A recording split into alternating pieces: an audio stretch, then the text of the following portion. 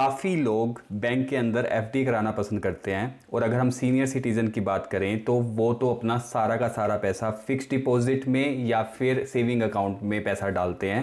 तो आरबीआई ने सबसे ज़्यादा सिक्योर बैंक कौन कौन से हैं उसकी लिस्ट जारी की है।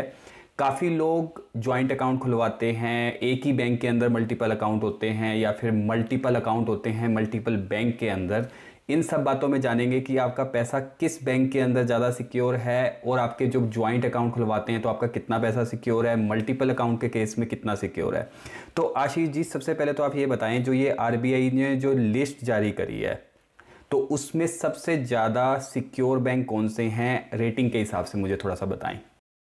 बिल्कुल सही कहा विनय जी। हमारे सब्सक्राइबर और सब लोग ये तो जानते हैं कि डीआईसीजीसी ने अपनी जो सिक्योरिटी आपको बैंक में प्रदान होती है, अगर बैंक डिफॉल्ट कर जाता है तो उस केस में आपका 5 लाख तक सुरक्षित होता है। ये सब हम जानते हैं, पर कुछ और बारीकियां हैं कि अगर आपके, जैसे आपने बोला विनय जी, मल्टीपल अकाउंट हैं आपके, या एक ही बैंक में आपने काफी ज्यादा अकाउंट खुलवा लिए, ज्वाइंट अकाउंट अपनी पत्नी के साथ या बच्चों के साथ, माइनर के साथ खुलवाया है, या आपका कोई कंपनी का अकाउंट है, तो उस केस में आपको इंश्योरेंस बताना चाहूंगा कि 5 लाख से ज्यादा का भी प्रदान होता है। पर आपको कुछ बारीकियों का ध्यान रखना होगा जो आज हम वीडियो के अंत तक आपको बताएंगे भी। तो इन सब बारीकियों के बाद सबसे पहले बताना चाहूंगा, जब 5 लाख का आपको इंश्योरेंस मिल गया तो आपको घबराने की जरूरत नहीं है। जो भी बैंक आरबीआई के अंतर्गत आते हैं, आपको डीआईसीजी की वेबसाइट में लिस्ट मिल जाएगी कि कौन कौन से बैंक वहां पर रजिस्टर हैं। जैसे अगर हम पब्लिक सेक्टर की बात करें, 12 बैंक मैं उनको पर्सनली सिक्योर मानता हूं। हालांकि आरबीआई ने इनमें से सिर्फ एक बैंक को शामिल किया, और प्राइवेट बैंक की अगर हम बात करें तो 21 के 21 प्राइवेट बैंक की लिस्ट भी आपके सामने है, जो कि मुझे लगता है कि कुछ बैंक तो आपको बेफिक्र आप उसमें पैसा डाल सकते हैं, और आरबीआई की भी तीखी नजर है। तो ये सब इनफैक्ट 3 बैंकों की लिस्ट जारी की है विनय जी आरबीआई ने, जो कि सिक्योर माने गए हैं। और जो मैं एक पर्सनली अपने सब्सक्राइबर को राय देना चाहूंगा कि आप cooperative society, urban cooperative society में अपनी एफडी ना करें, क्योंकि वहां पर जब से आरबीआई ने इनको अपने अंतर्गत लिया है वहां पर निगरानी चल रही है, कुछ बैंकों का लाइसेंस रद्द किया जा रहा है। तो जैसे अगर हम बात करें, हाल ही में एक बैंक है जो कि समरपुर अर्बन कोऑपरेटिव बैंक है, वहां का लाइसेंस रद्द किया है। अगर आपका वहां पर अकाउंट है तो 5 मार्च 2023 तक आप अपनी एप्लीकेशन दे देंगे तो आपको डीआईसीजीसी के द्वारा 5 लाख का जो इंश्योरेंस मिलता है वो पैसा आपको मिल जाएगा। पर उससे अधिक की अगर आपकी एफडी है तो उस केस में आपको कठिनाई का सामना करना पड़ सकता है। तो ये मैं बताना चाहूंगा। अब बात करते हैं क्विकली, आरबीआई ने 3 बैंक शामिल किए हैं 2023 की लिस्ट में। हर साल ये लिस्ट जनरेट होती है।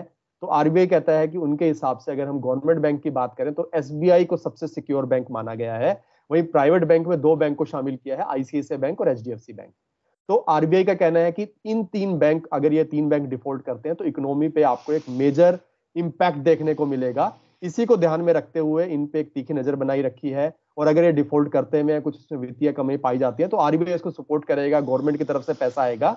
तो इस हिसाब से मुझे लगता है कि ये 3 बैंक सबसे ज्यादा सिक्योर है। यहाँ पर आप बेफिक्र अपना पैसा डाल सकते हैं। बाकी जैसे मैंने बोला, पब्लिक सेक्टर बैंक जो 12 बैंक है गवर्नमेंट के द्वारा, वहां पर गवर्नमेंट फिर भी सपोर्ट करेगी, वहां पर भी आपको घबराने की जरूरत नहीं है। और बाकी बैंक में आप 5 लाख तक का बेफिक्र अपना पैसा डाल सकते हैं। और जैसा मैंने बोला, डीआईसीजीसी के रूल को अगर आप बारीकियों से समझते हैं तो 5 लाख से अधिक भी पैसा आप किसी अकाउंट में डाल सकते हैं, जहां पर आपको 5 लाख से अधिक इंश्योरेंस प्राप्त हो जाएगा विनय जी।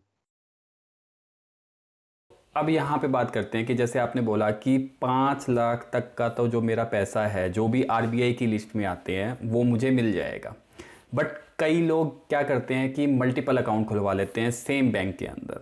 तो क्या मुझे मल्टीपल अकाउंट हैं तो मुझे 10 लाख रुपए मिलेंगे फॉर एग्जांपल, या फिर मेरे पास 3 अकाउंट है तो मेरे को 15 लाख मिलेंगे, या फिर लोग जो हैं वो मल्टीपल अकाउंट खुलवाते हैं मल्टीपल बैंक के अंदर, और सेम ज्वाइंट अकाउंट के केस में क्या पॉलिसी एप्लीकेबल होगी इस केस में? देखो, पहले मैं इंडिविजुअल की बात करूंगा, फिर ज्वाइंट में आपको लाभ मिल सकता है, वहां पर आपको 5 लाख से अधिक इंश्योरेंस प्राप्त हो सकता है। सिंगल अकाउंट की अगर हम बात करें, इंडिविजुअल नाम पे जो हम खोलते हैं, एक पैन नंबर के अगेंस्ट एक बैंक में आपको 5 लाख का इंश्योरेंस मिलता है। इसका मतलब यह है कि अगर आपने मल्टीपल अकाउंट सेम बैंक में खुलवाए हैं तो उस केस में वो सारे क्लब होके आपको 5 लाख का इंश्योरेंस मिलेगा। वहीं अगर आपने मल्टीपल बैंक्स में आपने अकाउंट खुलवाए हैं, जैसे बैंक ए है, बैंक बी है, बैंक सी है, तीनों बैंक में आपने अकाउंट खुलवाया और तीनों एक साथ डिफॉल्ट कर जाते हैं तो आपको 15 लाख मिलेंगे। तो हर बैंक का पर पैन नंबर के हिसाब से आपको इंश्योरेंस प्रदान होता है।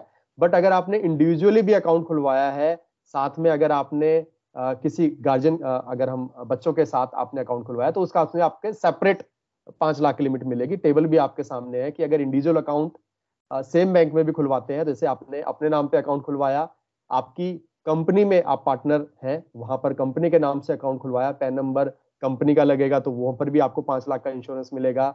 अपने बच्चे के साथ अकाउंट खुलवाते हैं तो आपको एक सेपरेट 5 लाख का इंश्योरेंस प्रदान होगा। 5 लाख आपका खुद का, 5 लाख आपके बच्चे का, अगर 2 अकाउंट है बच्चे के साथ। इसके अलावा आप ज्वाइंट अकाउंट खुलवाते हैं अपनी वाइफ के साथ तो आपको 5 लाख का एडिशनल बेनिफिट मिल जाएगा। तो अब बात करें, जैसे आपने ज्वाइंट बोला, क्योंकि ज्वाइंट में आपको कुछ एक्स्ट्रा बेनिफिट मिल जाते हैं 5 लाख के अलावा सेम बैंक में, क्योंकि इंटरेस्ट रेट आपके काफी ज्यादा है। तो 3 केस की स्टडी करेंगे हम आराम से समझने के लिए, क्योंकि कंफ्यूजन ना हो आपको, क्योंकि बार बार आप 5 लाख वर्ड सुन रहे हैं, अकाउंट सुन रहे हैं। तो तीनों केस की स्टडी करते हैं। पहला केस है, ज्वाइंट अकाउंट आपने खुलवाया है, ए और बी। ए फॉर एग्जाम्पल मान लेते हैं आप खुद है, बी आपकी वाइफ, पिता, माता या आपके बच्चे, कुछ भी हो सकते हैं। उस केस में अगर आप अपना ज्वाइंट अकाउंट खुलवाते हैं, केस 2 है कि दोनों का वहां पर इंडिविजुअल नाम से अकाउंट नहीं है, फिर तो आपको 5 लाख का इंश्योरेंस मिलेगा। एक का अगर एक का इंडिविजुअल अकाउंट है, ज्वाइंट अकाउंट खुलवाते हैं तो आपको 10 लाख का इंश्योरेंस मिल गया, क्योंकि जो इंडिविजुअल अकाउंट है उसको 5 लाख, ज्वाइंट अकाउंट है उसका 5 लाख, 10 लाख का आपको बेनिफिट मिल गया। उसके बाद एक और केस स्टडी है कि केस 3 अगर हम बात करें, ज्वाइंट अकाउंट है ए और बी दोनों का, और दोनों के नाम पे सेम बैंक में अकाउंट है।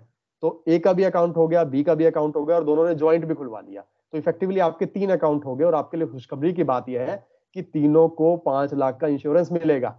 ए को भी मिलेगा, हस्बैंड को भी मिलेगा, वाइफ को भी मिलेगा, और दोनों के ज्वाइंट अकाउंट में भी मिलेगा। तो इस हिसाब से आपका 5 लाख से अधिक बेनिफिट आप ले पाएंगे, 15 लाख तक का आप इंश्योरेंस कर पाएंगे किसी बैंक में। और एक केस स्टडी और है, बेस्ट केस का एग्जांपल लें, 13 अकाउंट आप खुलवाते हैं विनय जी, तो उस केस में 65 लाख तक का भी आप डीआईसीजीसी के अंतर्गत इंश्योरेंस ले सकते हैं। इंडिविजुअल अकाउंट खुलवाओ कंपनी के नाम से, बच्चे के 2 अगर बच्चे हैं तो उनके साथ ज्वाइंट अकाउंट खुलवा लो। इसके अलावा आप अपनी बीवी के नाम से अलग अकाउंट खुलवाओ, वाइफ के नाम से ज्वाइंट अकाउंट खुलवा लो, पिता के नाम से अलग ज्वाइंट अकाउंट खुलवा लो, माता के नाम से ज्वाइंट अकाउंट खुलवा लो। तो इस तरह से 13 कॉम्बिनेशन में आप अपना अकाउंट खुलवाते हैं तो आपको सब में 5 लाख का इंश्योरेंस प्रदान होगा। ये जानकारी होपफुली आपके लिए फायदेमंद रही होगी। फिर भी अगर आपका ज्वाइंट अकाउंट से रिलेटेड, सिंगल अकाउंट से रिलेटेड कोई डाउट रह गया है बैंक के अंदर, तो कमेंट सेक्शन में लिख सकते हैं। इसके अलावा एक और बेनिफिट मैं आपके लिए करना चाहूंगा कि अभी भी आपको अगर कोई डाउट है कि आपका बैंक सिक्योर है या नहीं है, तो आप कमेंट सेक्शन में लिखेंगे तो टीम आपको बता देती है कि आपका बैंक डीआईसीजीसी के अंतर्गत आता है या नहीं आता है। तो आशीष जी, अब यहाँ पे बात करते हैं कि काफ़ी लोग जो बैंक के अंदर पीपीएफ अकाउंट खुलवाते हैं, तो क्या इसको सेपरेट रखा गया है 5 लाख के केस के अंदर, या फिर ये भी इंक्लूडेड रहता है कि 5 लाख इसमें मिल गए तो हमारे को दूसरे अकाउंट में नहीं मिलेंगे? देखो, पीपीएफ को बिल्कुल सेपरेट रखा गया है, और अच्छी बात यह है कि आप खुद भी दिवालिया हो जाते हैं तो सुप्रीम कोर्ट, मतलब ऑनरेबल कोर्ट की बात करें तो वो भी पीपीएफ अकाउंट में जो पैसा है आपके साथ अटैच नहीं करती है। तो उसका तो पूरा का पूरा पैसा विनय जी, चाहे आप पोस्ट ऑफिस में खुलवाएं, बैंक में खुलवाएं, वो सेपरेटली पूरा का पूरा सिक्योर रहता है। और बैंक का सेविंग बैंक, एफडी, आरडी या आपका जो इंटरेस्ट है, इनको कंबाइन करके जो आपको टोटल अमाउंट बनेगा वो 5 लाख तक का सुरक्षित है। अगर ये कंबाइन करके 5 लाख से ऊपर बनता है तो उस केस में भी आपको 5 लाख ही मिलेगा अगर बैंक डिफॉल्ट करता है। हालांकि जो हमारे मंथली वीडियो आते हैं जिसमें हम इंटरेस्ट रेट बताते हैं आपको, कहां पर आपको बेटर इंटरेस्ट रेट मिलेंगे, वो सभी बैंक आरबीआई के अंतर्गत आते हैं। आराम से आप उसमें अपना पैसा जमा करवा सकते हैं। हालांकि स्मॉल फाइनेंस बैंक या कुछ अगर आपको डाउट है तो 5 लाख तक का ही अपना पैसा जमा करवाएंगे। बाकी प्राइवेट पब्लिक सेक्टर बैंक, अगर हम गवर्नमेंट बैंक की बात करें या जो आरबीआई ने लिस्ट जारी की है, इन बैंक्स में अगर अपना पैसा जमा कराते हैं तो बेफिक्र जमा करवा सकते हैं।